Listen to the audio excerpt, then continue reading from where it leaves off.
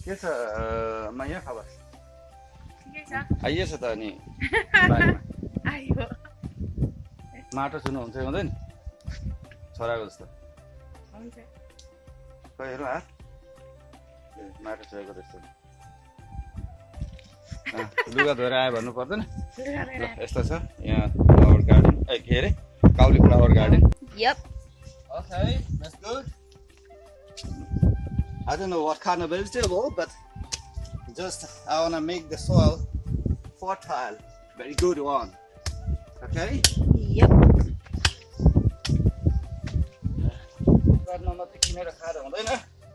बारी माटो भएपछि आफूले पनि काम गर्नुपर्छ अनि यहाँ हामी दुईजना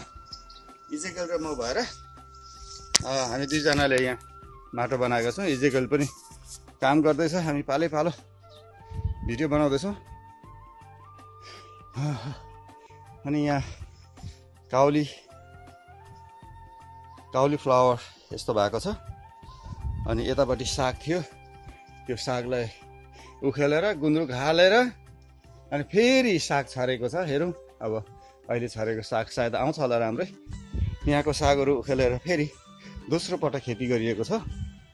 पहिलो साग उखेलेर गुन्द्रुक हालिएको छ थोरै गुन्द्रुक बनाइयो किनभने गुन्द्रुक साह्रै मनपर्छ यहाँ पनि त्यसै गरिएको छ खाली छ अहिले खोर्सानी बारी देखाउँछु यहाँ खोर्सानी बारी छ अनि यहाँ बिचमा दुङदुङे भन्ने त्यो मसलाहरूको बिरुवा लगाएको छु मैले यो खोर्सानी बारी भयो यहाँ अहिले फुलहरू साँचेर राखेको छौँ जोगाउनलाई पछिको लागि अनि यतापट्टि पनि छ हाम्रो सागबारी यहाँ चाहिँ भर्खर मसिनो बिरुवाहरू आइरहेको छ त्यो साग हो यसलाई अलिक छाँट्नु पर्ने छ यसलाई अलिक पातलो बनाउनु पर्ने छ धेरै बाक्लो छ अनि यहाँभित्र इस्कुसको झ्याल थियो लौकाको झ्याल थियो यसलाई अब इस्कुस लौका चिसोले गर्दा नआउने भएर यो फ्याँक्यो अनि यहाँभित्र चाहिँ फेरि साग र मुला छरिएको छ यो रासबेरी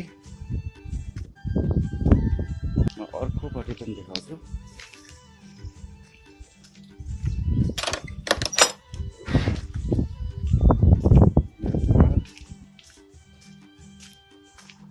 बाहिर रोड यहाँ पनि भेजिटेबल गार्डन छ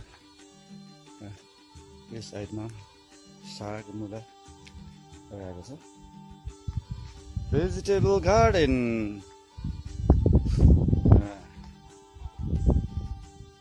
भर्खर सानो बिरुवाहरू छ यहाँ चौसुर धनियाँको बगान टुक्रोके करेला यहाँ फुलबारी थियो त्यो फुल अहिले सबै मासेर अर्को नयाँ फुलहरू रोपिएको छ